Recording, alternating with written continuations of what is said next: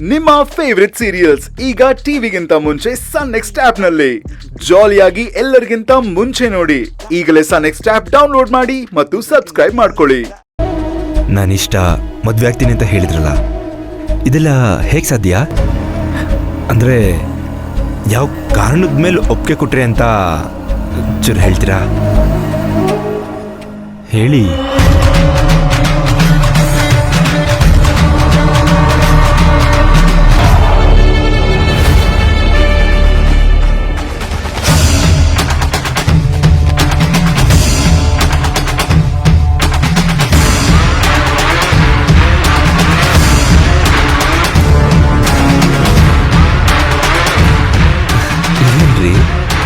ಉತ್ತರ ಕೊಡ್ತೀರಾ ಅನ್ಕೊಂಡ್ರೆ ಪವರ್ಫುಲ್ ಪಂಚ್ ಕೊಡೋದಕ್ಕೆ ಬರ್ತಿದ್ದೀರಾ?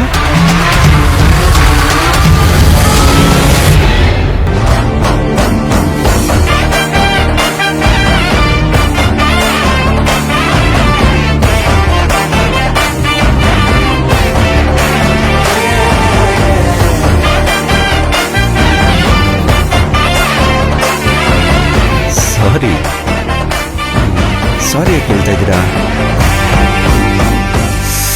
ಅಯ್ಯೋ, ನಾನು ನಿಮಗೆ ನಿಜವಾಗ್ಲೂ ಅಷ್ಟೊಂದು ಇಷ್ಟ ಆಗಿದ್ದೀನಾ?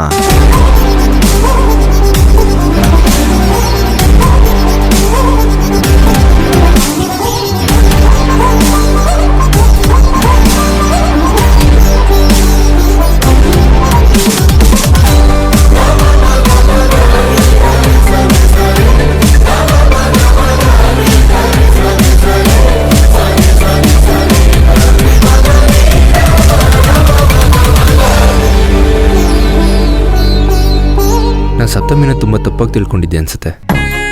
ನಿಜವಾಗ್ಲೂ ಒಳ್ಳೆ ಗುಣಗಳಿದೆ. ಅದಲ್ಲದೆ ಮುಖನ ನೋಡದೆ ಇಷ್ಟಪಟ್ಟಿದ್ದು ನನ್ನ ಮನಸ್ಸಲ್ಲಿದ್ದು ಸಪ್ತಮಿನ.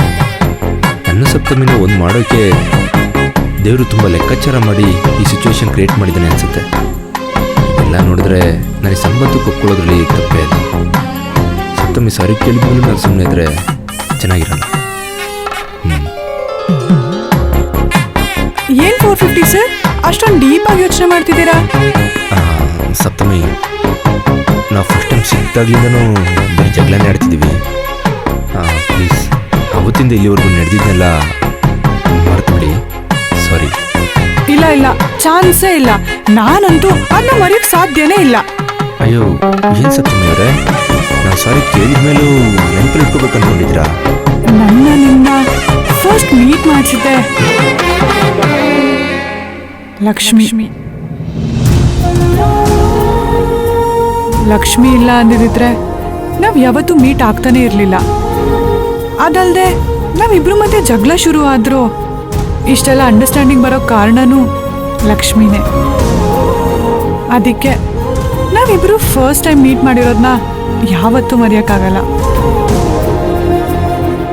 ಅದೆಲ್ಲ ಸ್ವೀಟ್ ಮೆಮೊರೀಸ್ ಅಲ್ಲಿ ಭದ್ರವಾಗಿರುತ್ತೆ.